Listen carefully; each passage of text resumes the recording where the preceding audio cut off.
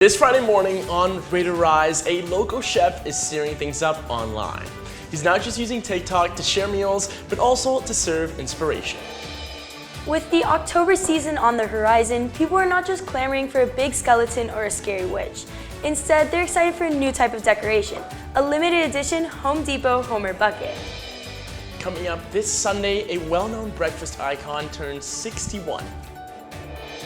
And moving closer to home, we spotlight two clubs here on campus. A first founded by Gulliver sophomore in honor of his friend. Then a club that gives students the opportunity to act effectively in medical emergencies. And exciting new things seem to be underway for the approaching homecoming fall dance. Good morning, Miami. I'm Joaquin Dusek, and it looks like we'll wake up to cloudy skies and some rainstorms today. Will that continue into the weekend? I'll have this report and more for you later in the show.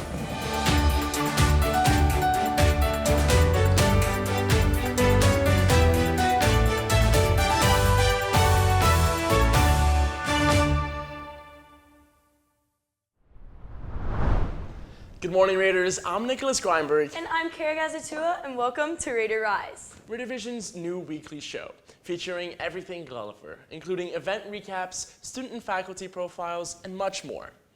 Let's jump into our first story of the day, where a local chef is serving more than just meals. He's stirring up inspiration online.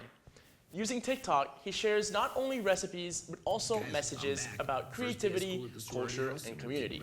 His videos, from sizzling dishes to unique flavors, have gone viral and continue to connect with people far beyond the kitchen. A reminder that food can feed the body, but also the soul. With Halloween just weeks away, it's not just the giant skeletons or spooky witches coming up in headlines this year. Instead, people are going crazy over a limited edition Homer bucket at Home Depot. It looks just like the classic orange contractor bucket, but with a Halloween twist. Social media posts show fans celebrating when they find one, and others disappointed when they don't. Home Depot says they're not surprised that buckets are going viral. And this Sunday, a breakfast classic turns 61 years old. Back in 1964, Kellogg's first introduced the Pop-Tart, being initially called Fruit Scones, before being renamed and taking off as a breakfast and snack icon.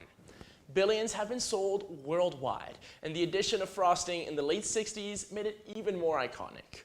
Whether toasted or straight from the pack, the Pop-Tart remains a favorite snack across generations.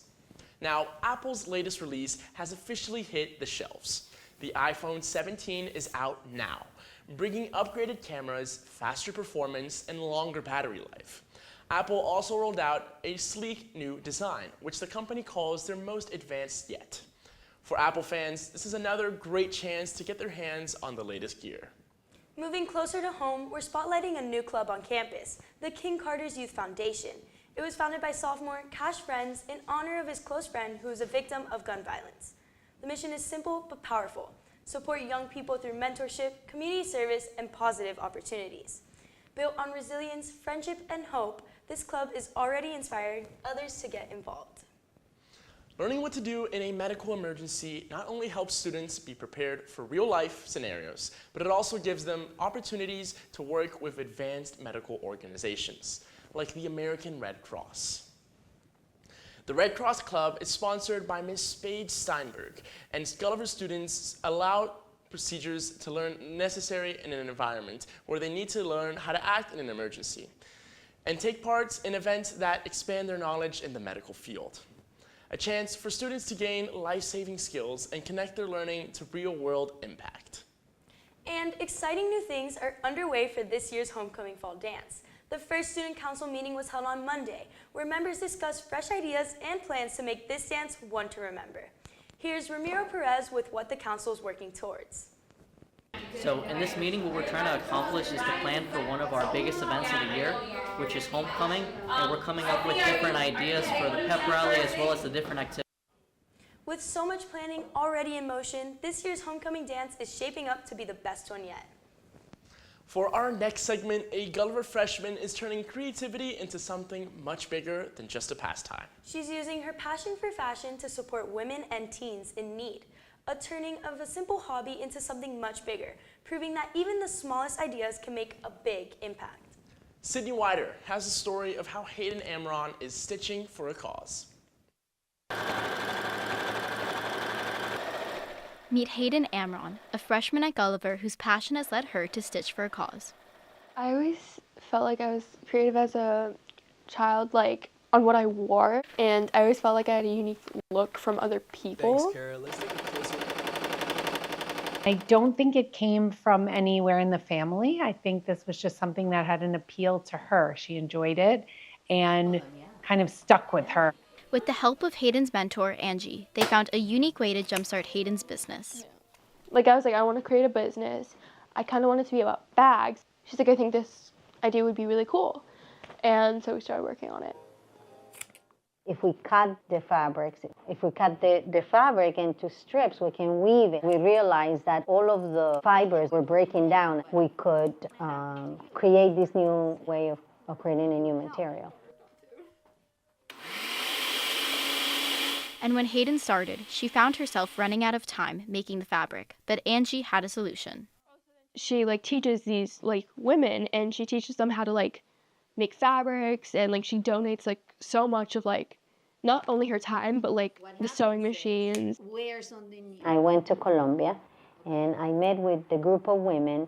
These are battered women and teens that have nothing. These troubled teens are going to get paid. They're making the fabric, so I hope I can give them a purpose. A purpose for these teens in Colombia, but also for Hayden, who is driven to see this through. So yeah, we're super proud, and we just feel like it's a win-win across the board. And also to be so clear on what you want to do at such a young age, we're super proud. Hayden is passionate. She really knows what she wants. I feel like a grandparent, really, because she's not my daughter, but she's almost like my daughter. As Hayden grows her fashion business, she's also proving that anyone can weave their passion for the greater good. For Raider Vision, I'm Sydney Wider reporting. Thanks, Sydney. Amazing to see a freshman already making such a big impact. And speaking of making an impact, seniors, please be reminded to submit your community service hours to Ms. Lee. Ed students should forward their forms to Ms. Sullivan. Let's finish strong, class of 2026. Absolutely. Now, back over to Joaquin for a broader look at this week's weather. Thanks, Kara. Let's take a closer look at the forecast across South Florida and the rest of the Sunshine State. Today, we're topping out at around 88 degrees with a 47% chance of scattered showers and possible lightning, so you want to keep the umbrella handy. Winds coming out of the northeast at about 10 miles per hour, and tonight we cool down to a comfortable 77 degrees.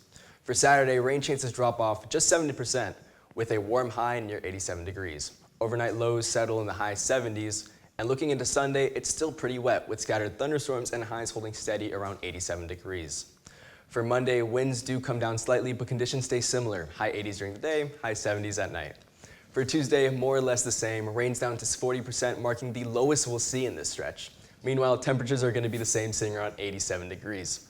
Finally, for Wednesday, mostly cloudy skies with winds staying fairly calm at 7 miles per hour from the south.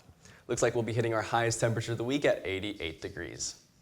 No major weather systems are on the horizon for now, but we're keeping close watch as storm season approaches. Well, that's all I got for your Florida forecast for the week. Make sure to stay safe and stay cool. Coming up, we hear of a milestone moment for our juniors through a tradition that shines bright at Gulliver. Stay tuned. The Junior Ring Ceremony is more than an event, it's a milestone. It's about celebrating your journey at Gulliver and looking ahead to the future. Parents, we encourage you to be there. It's a memory you and your child will treasure forever.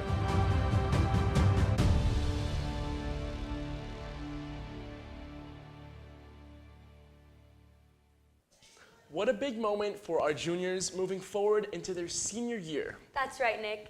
After the break, we'll explore if AI is amplifying or stealing our student voices. We'll be right back.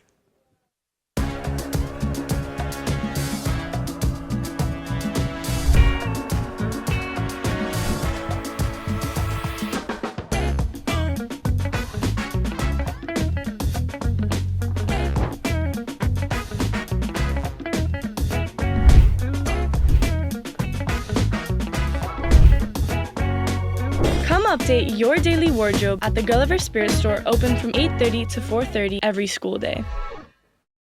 And looking ahead in a different way, Chris is exploring how AI affects us and if it's taking our voice away. Chris, tell us more. If a tomato is a fruit, does that make ketchup a smoothie? That's a good one. Let me ask AI real quick.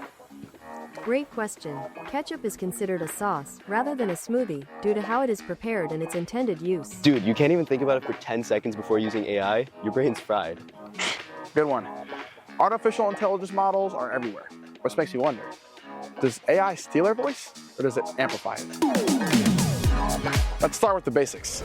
Artificial intelligence allows computer systems to do tasks requiring human intelligence. Whether it's coding websites, generating videos from prompts, or tackling the toughest questions in the world, AI can do it all. At first, AI may seem convenient, but behind the scenes, some believe that they can take away our ability to express ourselves. Whenever we let AI autocomplete our thoughts, or finish our sentences. Oh, creepy.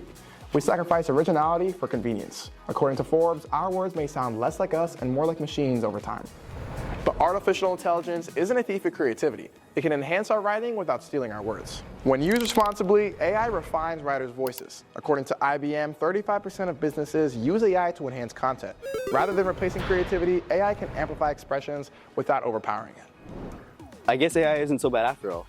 The key is balance. AI can be powerful when used wisely, as it can amplify our voices. But if we let it do all the thinking, we risk losing our unique words. Besides, it even solved the ketchup debate. Okay, but what about the real question? If ketchup is a smoothie, does that make ranch a milkshake? I guess there's only one way to find out. Let's do this. Such an important conversation and a glimpse of where our future is going. Definitely, Nick. Well, Raiders, that brings us to the end of this week's RaiderRise. Thanks for spending your morning with us. From local heroes to Raider spirit, we hope you leave today a little bit more inspired. We'll be back next week with more stories, more moments, and more reasons to rise. Keep rising, Raiders.